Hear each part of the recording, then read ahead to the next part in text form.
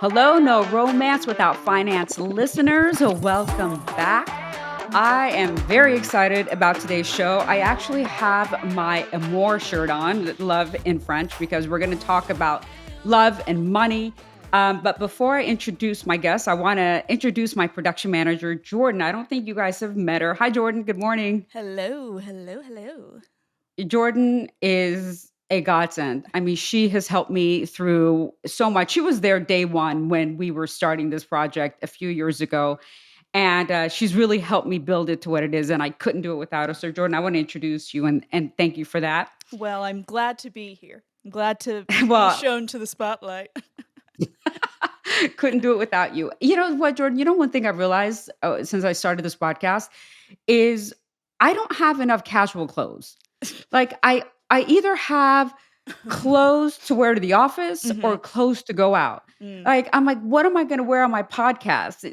I can't. I need to go out and buy some casual You clothing. gotta go wear your Gucci heels to sit in your office and then go downstairs into the living room. Yeah, it's not working for me. So that's one thing I realized. All right, let's get into it. So my guest today is Haleh Moddasser, and she is an Iranian woman that I met maybe over a little year, about a year ago. And if I were to have someone on this podcast out of this entire world, she would be top five. And one of the reasons that she would be top five is because not only does she have an amazing story about what it is when women are not financially independent, what happens, but then she started her own financial advisory firm and is just killing it. I mean, and she did that right after she got a divorce. She wasn't working, and her story is absolutely amazing. Welcome, Haleh. So glad to have you here today. I am so happy to be here and talking to you and your audience. Thank you. And you are in North Carolina, right? That's right. Are you the only Iranian in North Carolina? Probably not, but it feels like it. Yeah. It definitely felt like it when I was growing up in North Carolina, rural North Carolina during the hostage crisis. That was pretty painful. Yeah. How did you end up in North Carolina? I still haven't recovered from this. My parents decided to immigrate with us in 1969 when I was 7. That was 10 years before the revolution. And they could have gone anywhere, right? Los Angeles, New York, Paris. But we went to Greensboro, North Carolina. Because my dad was a textile engineer. And to his credit, North Carolina was the textile capital of the world. So it was perfectly rational from an economic point of view. It was not necessarily rational from a cultural point of view. Yes. I get it. We went to Beaumont, Texas. That's the first place we went, and that's because that's where my cousin was, the only relative that we had. So, Haleh, before I get into it, I really think it's important for me to tell the listeners a little bit about you. Haleh is the senior financial advisor and managing partner of Stearns Financial Group, Chapel Hill's location. Haleh has built a practice devoted primarily to women and their financial empowerment. Amen. A topic which she is passionate about. In addition to her client engagements, Haleh has written often about women in finance and has frequently been interviewed by national media outlets such as Forbes, Barron's, and the Wall Street Journal. Haleh is the author of 2 books, Women on Top, Wealth and Social Change, which came out in 2020, a primer on ESG investing, and Gray Divorce Silver Linings, which came out in 2017, a guide to divorce after 50. Man, how many people do they need that, right? And in 2020, Haleh was recognized by Investment News as a Woman to Watch honoree. I mean, amazing. Haleh, welcome to the show officially. So I want to talk a little bit about how it came about that you started this advisory firm. Your story was just so compelling. And when I met you at the Iranian American Woman Foundation, I was like, oh, she's so pretty. She's so cute, and then you're just this powerhouse woman that has just accomplished so much. And I am so honored that you're on our show. So why don't you just tell the listeners a little bit about your background and how you started in the financial service industry? Well, so the big secret here is that I had a financial career for years before I had children. And so Right. I was a CPA. I invested in myself. I educated myself. I climbed the ranks. And so I had skills. I ended up having children. And at that point, I had kind of a very demanding job and decided, and in retrospect, I would not have made this decision. This is one of my data points to your audience here is it's hard when you're a mom, guys. Like used to, and the pandemic showed this. Women are still carrying the brunt of the household and the children while working. So Right. it's super hard, but you have to stay in a position, you've got to keep your toe dipped in. You can't give up your own earnings power. And I did that. So I had two Right. kids at home. I was home for 13 years. When I ended up divorced, I suddenly had what I perceived to be no earnings power, two kids at home, and I was 48 years old. And so Right. I, just to clarify what you said, I started a practice devoted to women. I did not start the advisory firm that I'm Sure. currently a partner of, but I did start a women's segment specifically for women who found themselves in the position that I was in. And over the years, I counseled women and I said things like, look, if I can do this, you can do this too. And sadly, what I Right. realized was some women can't. And it's because they never worked. They never Right. had skills. They never had the earnings power. So lo and behold, you're 50 years old, 40 years old, you end up getting a divorce. You don't have that background. And that's really what saved me. And so, I help women now in that situation come up with what I would call fair and sustainable divorce settlements. Most of Right. your audience should know probably like 5 out of 6 advisors in the country is a male. So if you're a female advisor, like most things, Mars and Venus, women think about money differently than men. Women Yes. generally chase security while men chase returns. And so Right. to have a woman advisor as a woman is pretty refreshing because you kind of speak the same language. And Absolutely. as a result, probably like 90+% of my clients are women, regardless of whether they're married, single, divorced. The woman is the one who's leading the charge in the relationship. So, what do you say, before we go on, what do you say to women who get married and they think, you know what, I don't have to work because I trust my husband? Yeah, don't do that. I say that because the general divorce rate in the country is 50%. But Right. the gray divorce rate, which is divorce over the age of 50, this is what my book is about, has grown more than double the rate of the general divorce rate in the United States. Wow. And that's driven primarily by longer life expectancies. So, it used to be by Yeah. the time you were 50 or 60, you just didn't have that much longer to live and you were in poor Right. health. You might end up in a nursing home. So who would think about starting over?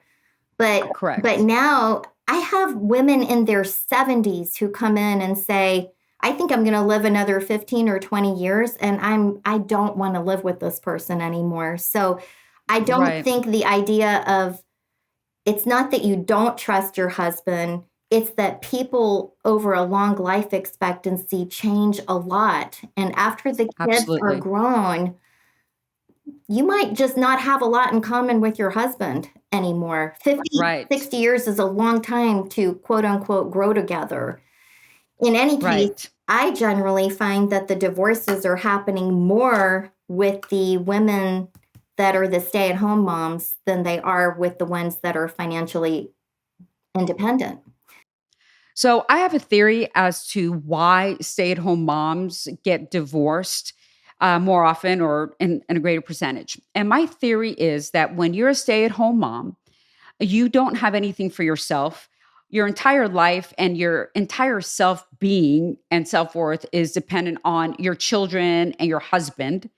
And I also think that since you don't have anything for yourself, you don't have anything to talk about with your husband other than the kids. Yeah, I mean, what else do you have to it's talk not as about? it's not as interesting, exciting when you're at a cocktail party talking to your husband, you know, there Right. you're not part of the fray, let's call it. Exactly. And on top of Exactly. that, there's a lot of pressure on, we live in an economy and a world where two household incomes are just better for most people. It's a lot of Yes. pressure for one person, whether you're a man or a woman, to carry the load for the wife, the kids, the husband, the kids. And so egalitarian marriages have become the norm, and staying at home is more the Mhm. exception. So, Right. I struggled with this myself because I honestly believe that no one could raise my kids like I could. No one could love them like I could. Right. And so Correct. I made that decision. I don't regret the relationship I have with my kids, but I definitely think Mhm. that contributed to the end of my marriage. And when I look back on what I've accomplished since my divorce, by the way, I'm happily remarried, so this is all ended well. Yes.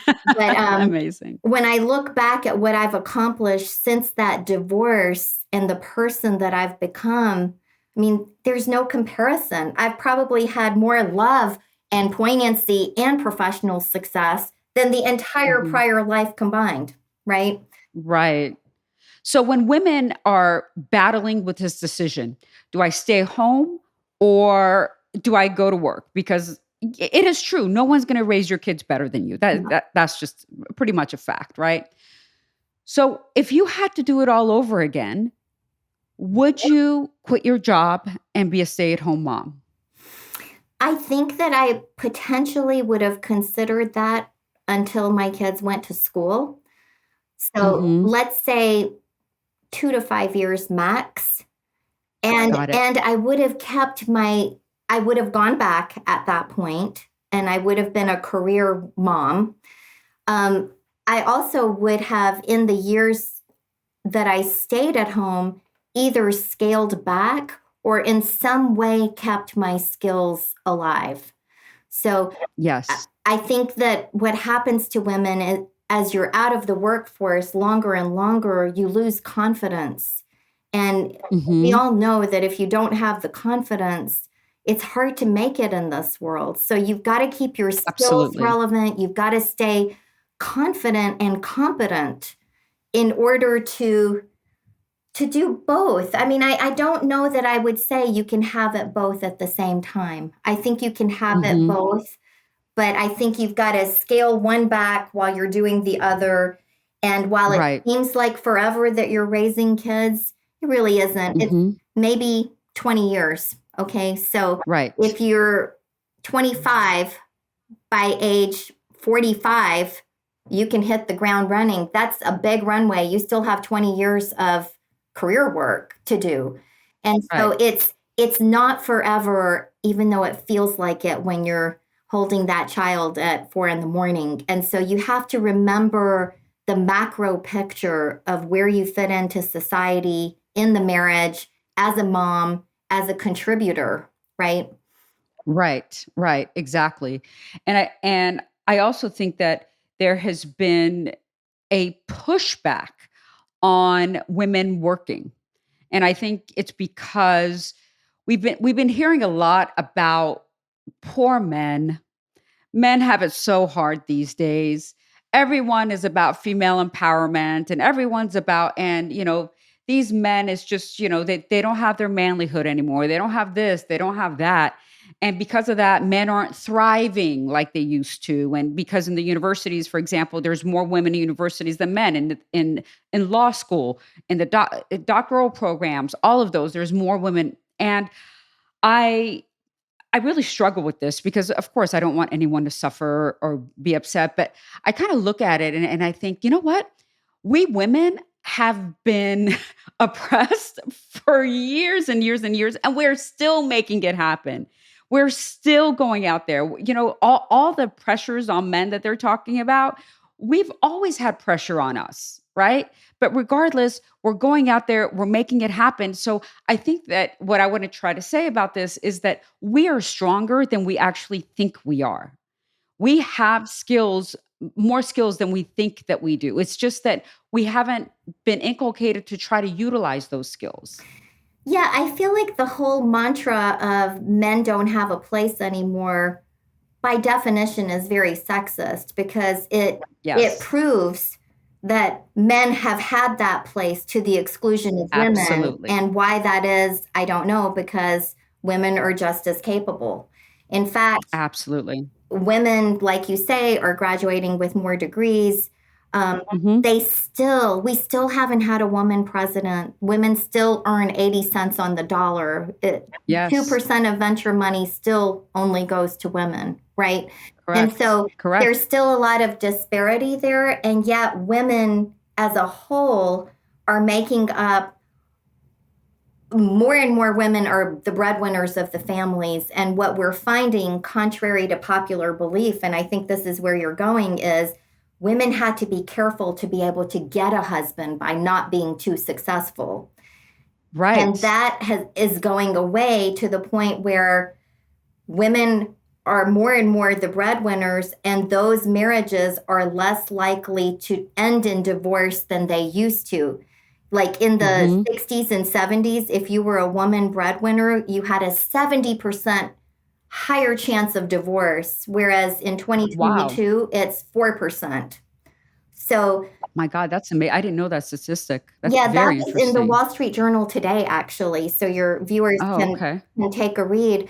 But what that says to me is it's become culturally more acceptable for women to have ambitions, to talk about money. I mean, it wasn't Absolutely. sexy to talk about money before, but Right. Right. women are their own number one economic engine. And given the divorce rates, being dependent on someone else for the long term is just not a Hmm. good outcome. It's not prudent. Absolutely. For a man or a woman, right? Exactly. For For anybody. anybody. Yeah, this exactly. You have to be able to financially support yourself because, we live in a capitalist society and we need money to survive. And when you put your ability to make money or to have money in somebody else's hands, you put yourself in a very dangerous situation Totally because your life vulnerable. is literally in their Yes, hands. Yeah, totally totally vulnerable. vulnerable. Yes, yes. So let's get back to your story. So you said that you got a divorce, and then what happened from there? And I know that you had kept your skills, which is so important. That's a nugget that I think most women should understand. That even if you have to take care of children, especially now, you can always have a side hustle. Always have a side hustle from home. Never give that up. Exactly. All right, go ahead. Exactly. So what happened was I interviewed like 5 different financial advisors to help me Hmm. with my own divorce settlement. And one Right. of them showed up and said, you know, I really like talking to you. I think you should open an office for us in Chapel Hill. So I'm in North Carolina. They did not Amazing. have a Chapel Hill office. And at this point, I was Hmm. thinking to myself, maybe I've made a mistake hiring this guy. What an idiot. Like I haven't worked in 13 years. And, Yeah. I And looked you at want to him. hire me? I was like, why on earth would you do such a thing? I've never worked in wealth management. I mean, yes, I'm a CPA. I have a finance background, but I've never worked Right. in wealth management. And I haven't worked in 13 years. Why would you do such a thing? And Hmm. this is where a hand up instead of a hand out comes into play. He said, Hmm. because what you have, I can't teach, and what you don't have, I can. Amazing. And and Wow. and that, I love it. vote of confidence at a moment in life where you feel like you've been run over by a Mack truck was Yes. all Yes. I needed to say, here I have someone who's willing to fund this effort. All I have to Mhm. do is make it happen. And What did he see in you when he said, "What you have, I can't teach"? What was that? Do you know? I think that, for one thing, it was clear that I had a financial background. So it wasn't like I Mhm. had no aptitude for finance, right? Sure. That was the given. But I think the other part of this is that I'm a very passionate person, and I felt Mhm. during my own divorce settlement process, I had a woman who was supposedly trying to help me, and I just didn't find her having my best interest at heart.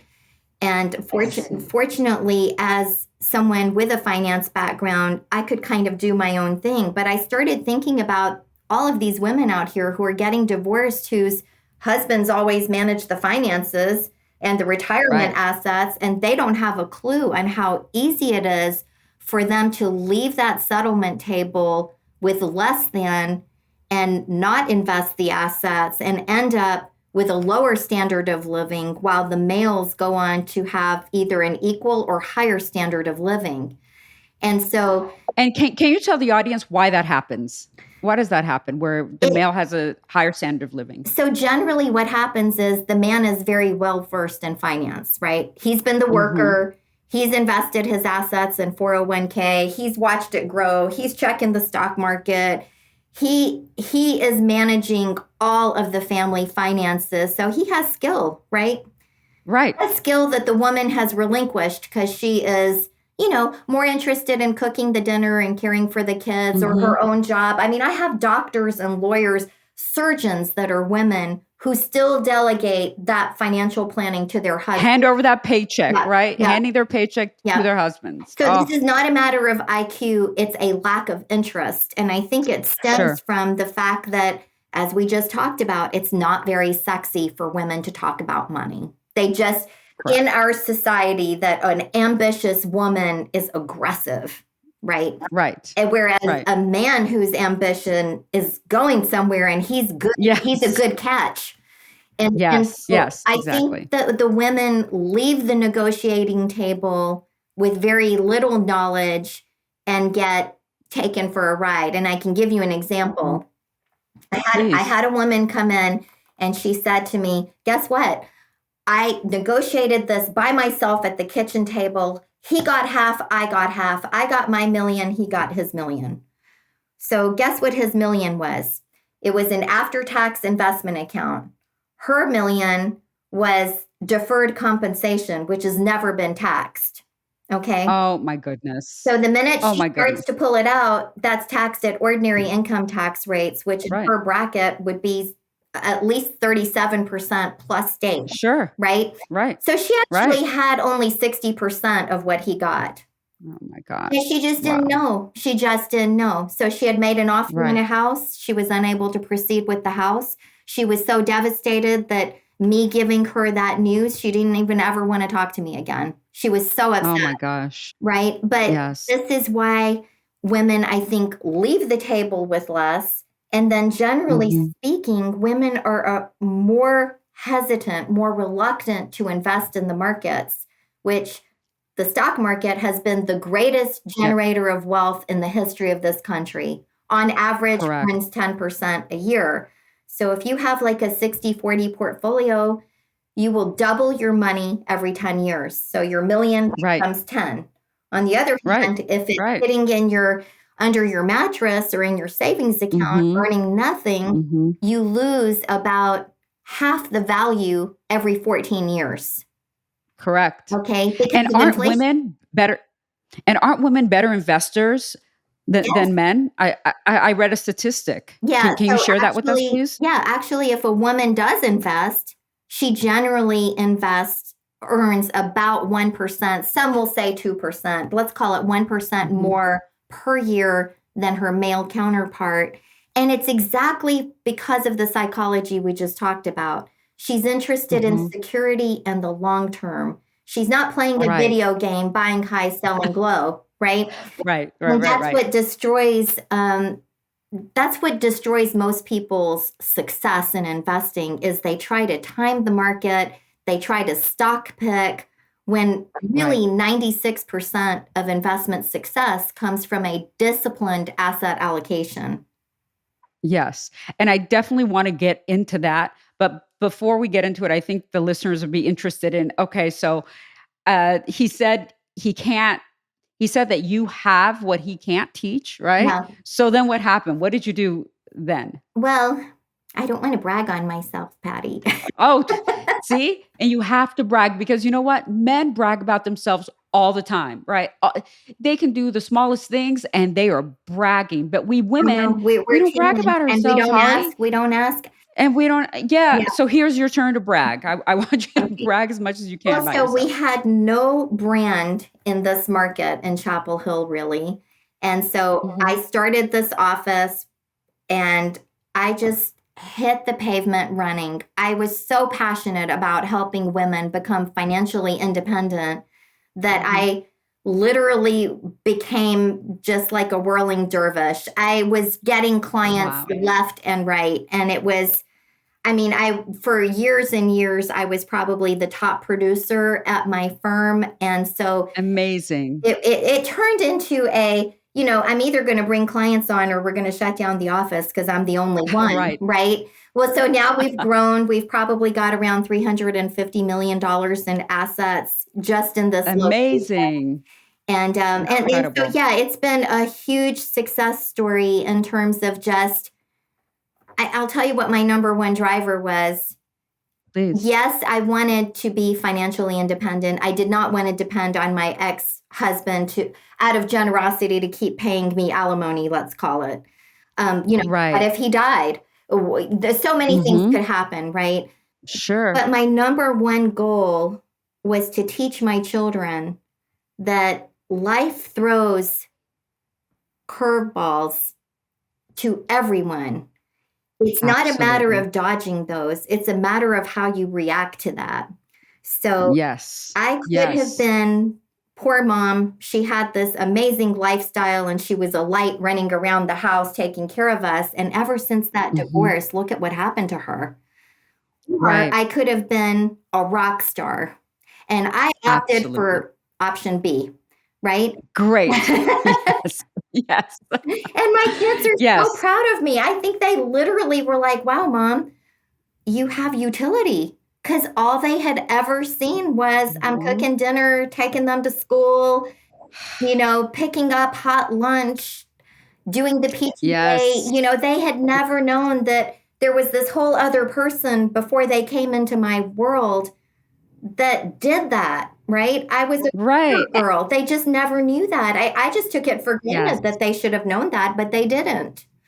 Right, and that's why another reason it's so important for women to work, because you wanna be a role model for your kids, Yes, right? And, yes. and Shonda Rhimes talked about this. She was doing a graduation ceremony. I don't know if you saw the video, but she said, "Yes, sometimes I miss out on the swim meet or whatever, the sporting event because I'm working, but their mother has a land named after her, Shondaland. They see their mother go to work every single day. They see their mother be the boss. Yeah, And that is so important for the self-esteem of the children, especially the girls. And I think for me, I was fortunate enough to where when we were in Iran, my mom had a very prominent career. So I saw her go and work. I saw her just be the powerhouse. And when we moved to the US and she couldn't work, I also saw what happened to her and her power when she didn't work. So I had the benefit of both. And like you said, I could have chosen option A, be the powerhouse like my mom, or the housewife that lost everything, including her life. And I chose option A. I'm like, this is not going to happen to me. yeah, And my mom always instilled in me. She used herself as an example and said, look at me. Look at how much power I've lost. Look at all the things that I am not anymore because I can't work. yeah. Don't you ever be like me. And I carried that with me throughout my entire life. And it's not just financial power. It's power within Sure. the relationship, within the marriage. It's power in terms of your self-esteem, your competence, the way the world Exactly. views you socially. I mean, Right. it's everything. And so I can't state strongly enough how important it is to, as an investment advisor, invest in yourself. That's your number one Yes. investment, is invest in your own education, your own economic Mhm. engine. No one is going to Right. do that for you, right? Absolutely. Absolutely. And also work your butt off. And I think I'm going to say this in every single podcast because unfortunately, I think the younger generation doesn't understand that success only comes with utter hustle. Like there's just no way around it. There's So no I'm sure easy when way. there's no easy way. And when you came back into the workforce, I'm sure you were hustling, right? I mean, you how hard were you I mean, working? I was so committed and so excited.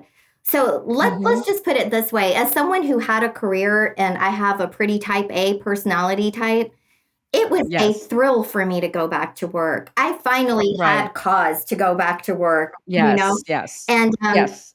it was like, yes, I can exert, I can influence, I can be somebody again. And so Hmm. I didn't mind the work, but yeah, Right. I worked really hard to the exclusion of many other things. I wasn't Sure. exercising the way that I used to. I wasn't having Hmm. coffee lunches with my friends and going to Pilates. I wasn't, at Correct. home cooking dinner every night. I was wining and dining Hmm. clients. I mean, I was working my butt off and Right. enjoyed every second of it because there was Hmm. nothing more gratifying to me than making it on my own. I wanted to make it on my Yes. own. I was not looking for a man to be my plan, right? Right. Exactly. Absolutely. Absolutely.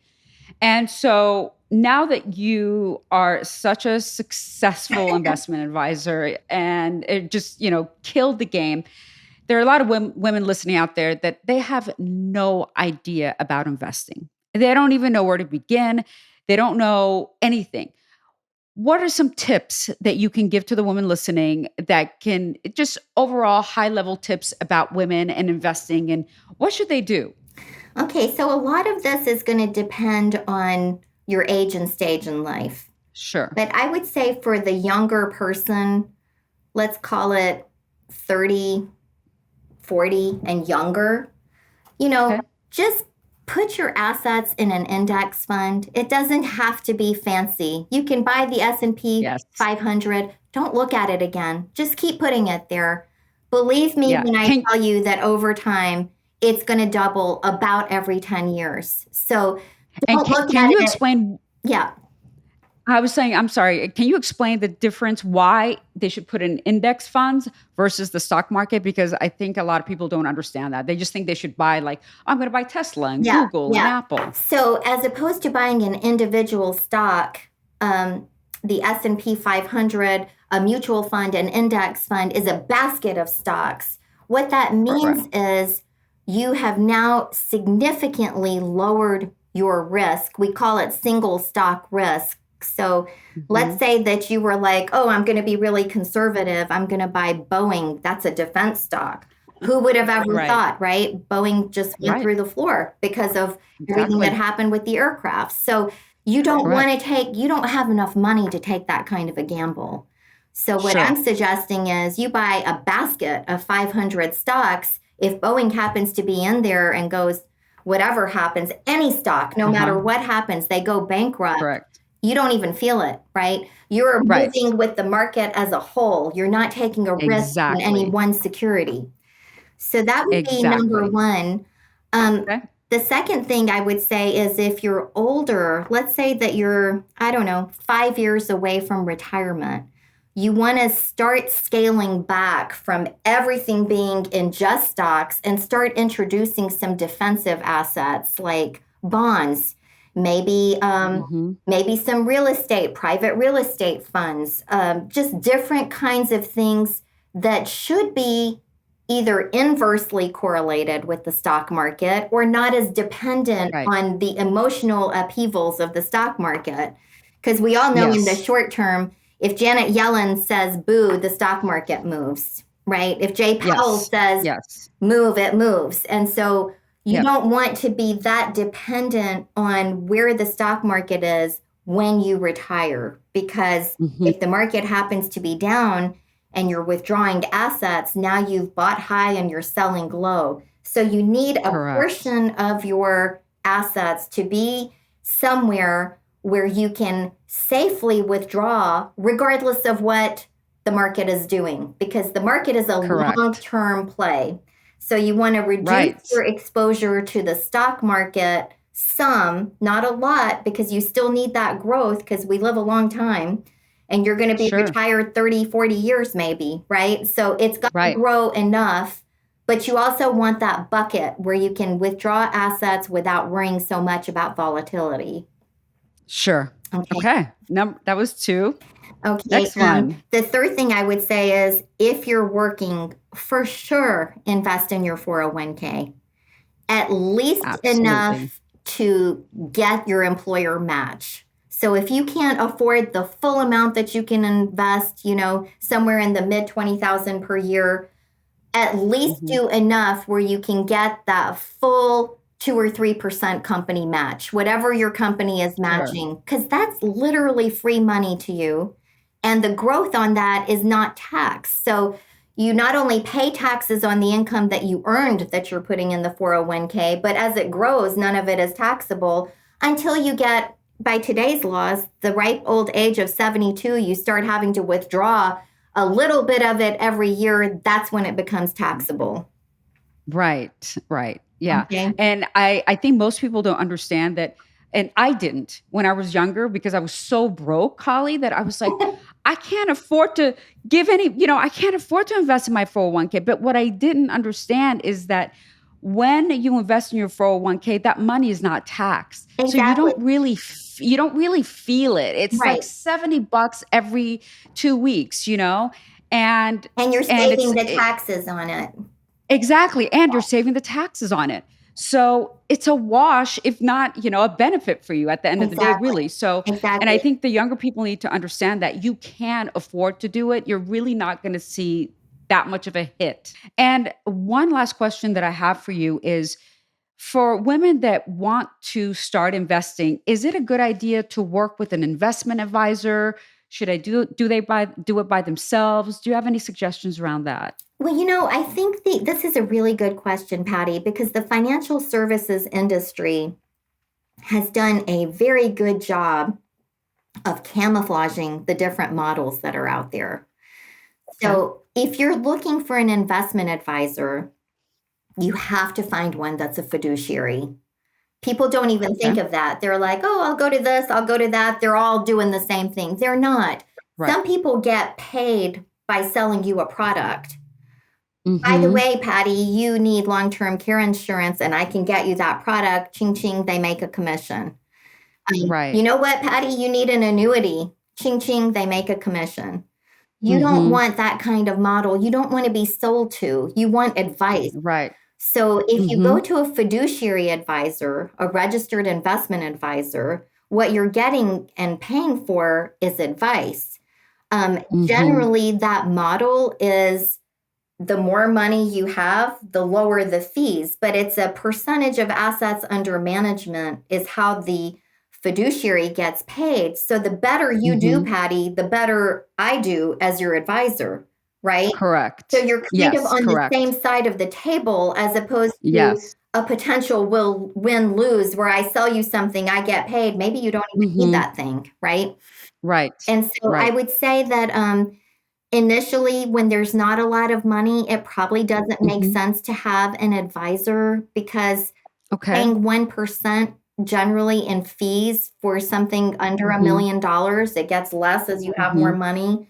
But as you gather assets, it becomes way more important.